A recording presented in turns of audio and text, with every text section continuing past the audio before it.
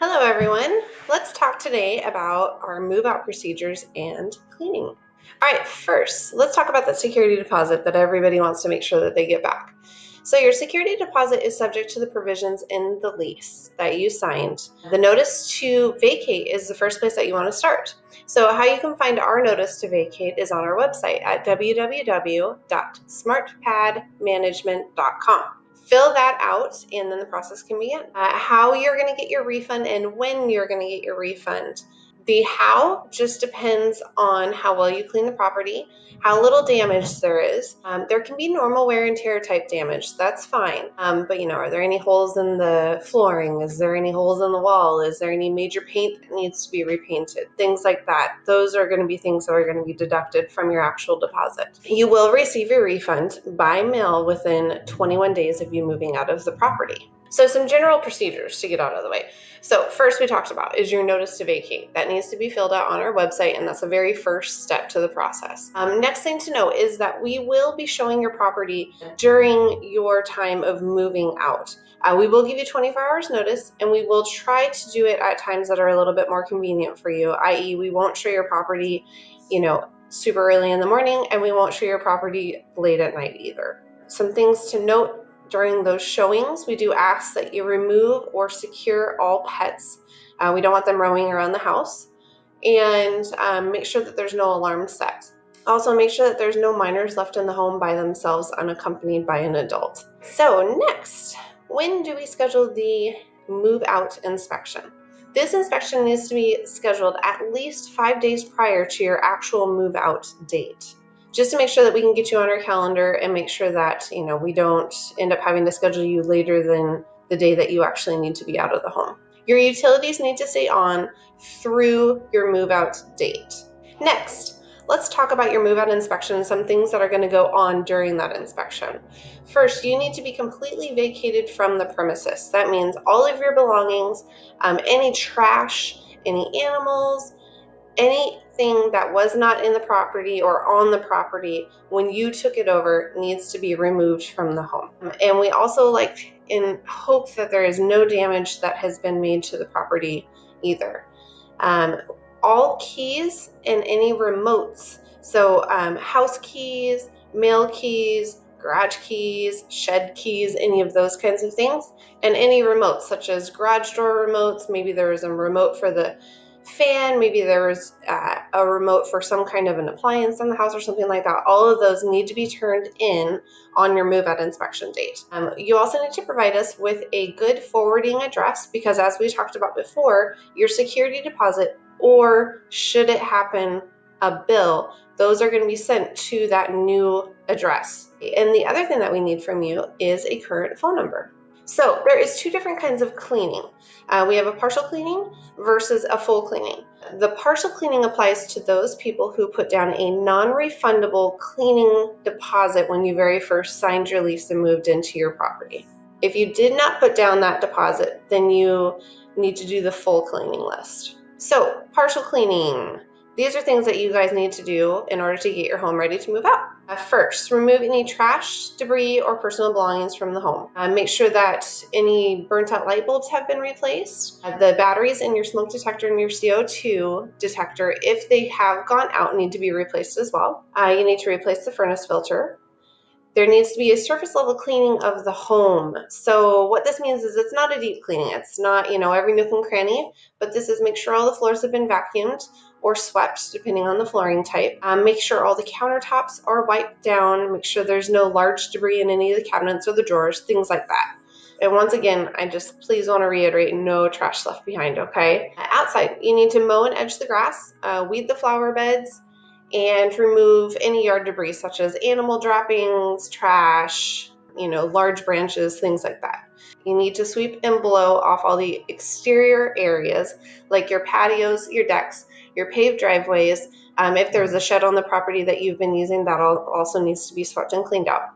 And then make sure the home is not excessively dirty or damaged to avoid not getting your security deposit back.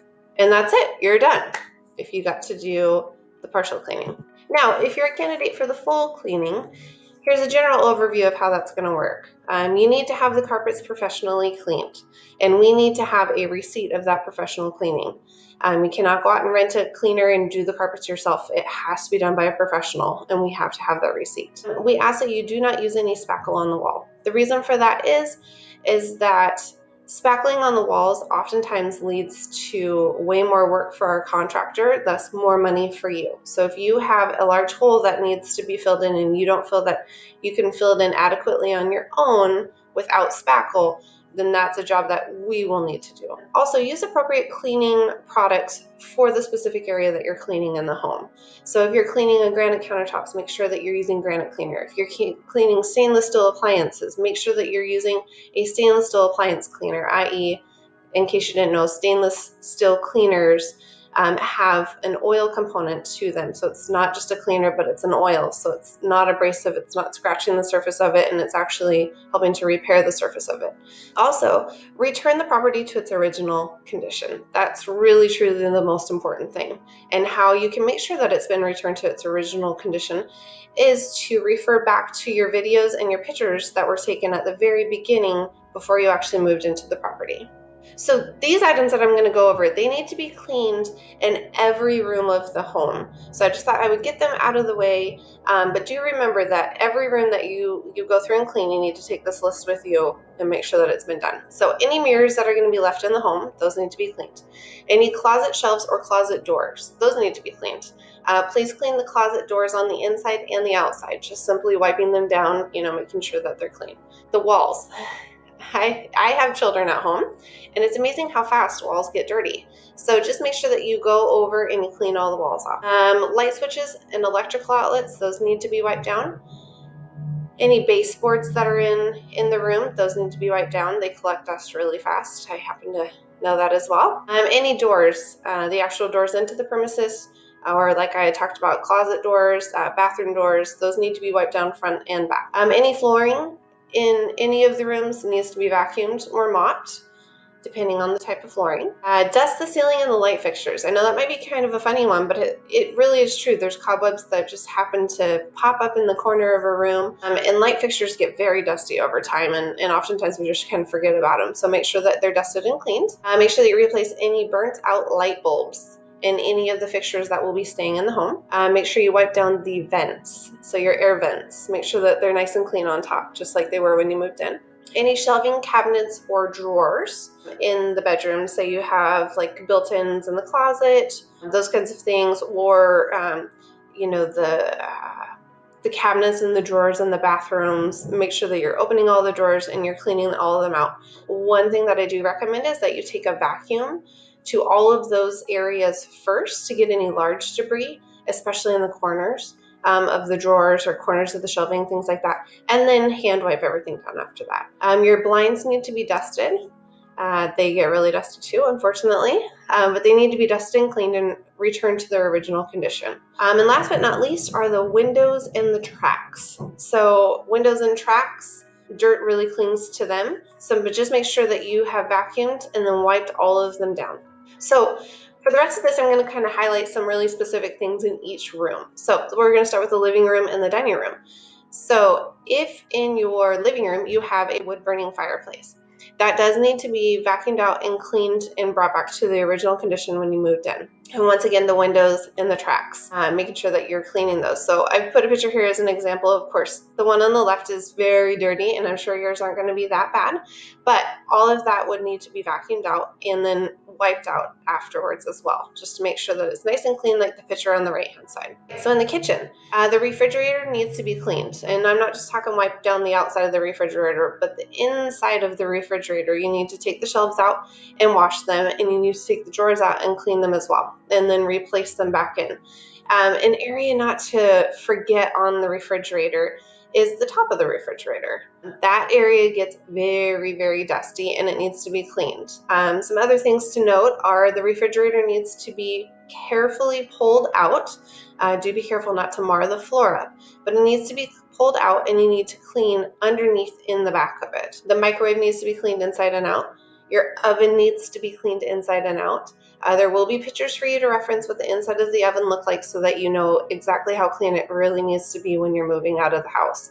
And you can find a whole bunch of natural cleaning remedies online for different ways to clean the oven, or you can also use oven cleaner itself if you don't mind the smells. And the other thing is for ovens that have a self-cleaning element to them, do make sure that you vacuum out and give it a once over before you use the self-cleaning method. Otherwise, all that stuff that's inside of there can get kind of cooked on the inside and then it won't be able to come off. Or if you have large debris in there, those things can actually catch on fire. So you do want to remove them before you turn on the self-cleaning element.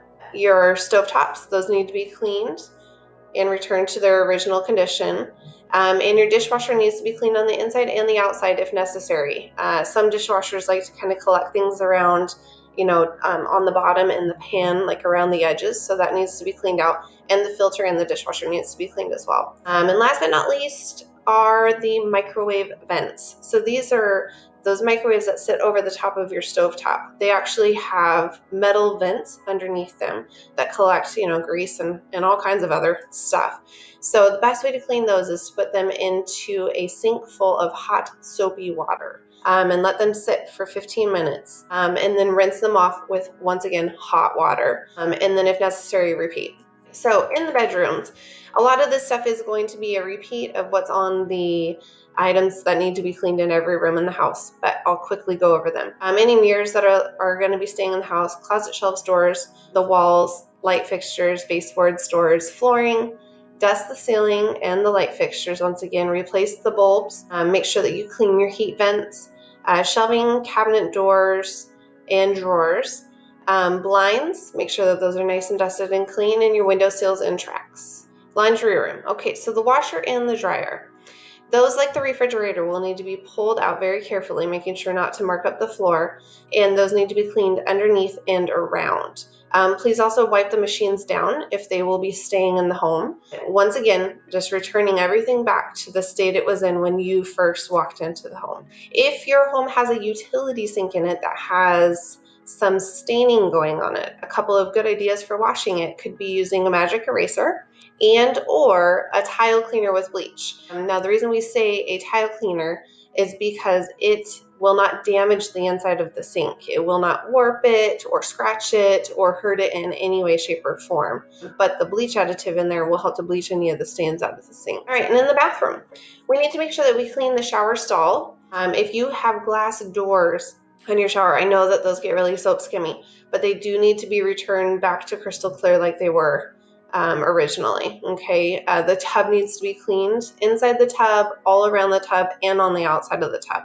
As well, if your tub is like the one, like the shower in this picture here, that has walls surrounding it, the walls need to be cleaned as well as clean the sink. Now, the one thing that's not on the slide is that the toilet needs to be cleaned. And the toilet needs to be cleaned not only inside the bowl, but around the whole outside of the toilet, okay? Including the feet, behind, underneath the actual water tank itself, just returning it back to the condition it was given. And as well, all the items to clean in every room applies in this room. Okay, let's talk a little bit about the exterior on a full cleaning list, okay?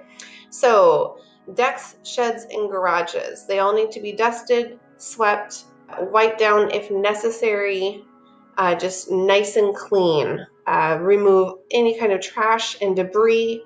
As well, if there's any blinds or windowsills, the blinds need to be dusted and cleaned if necessary, and the windowsills need to be vacuumed and cleaned as well. Replace the furnace filter and replace any burnt out light bulbs. Your lawn and garden. Pick up any animal droppings that are in the yard, and then all of the grass needs to be mowed and edged. The flower beds need to be weeded and returned to their original state, and prune any overgrown bushes or trees. You don't need to hack them down or go too crazy. Just try to return them back to the state that they were in when you first took over tenancy in the house. Last but not least are repairs.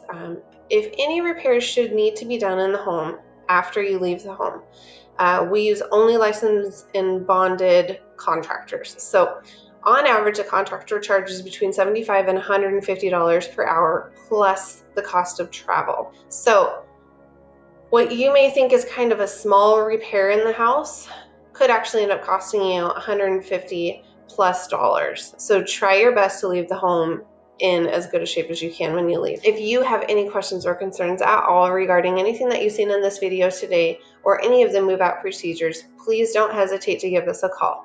Take care and have a great day.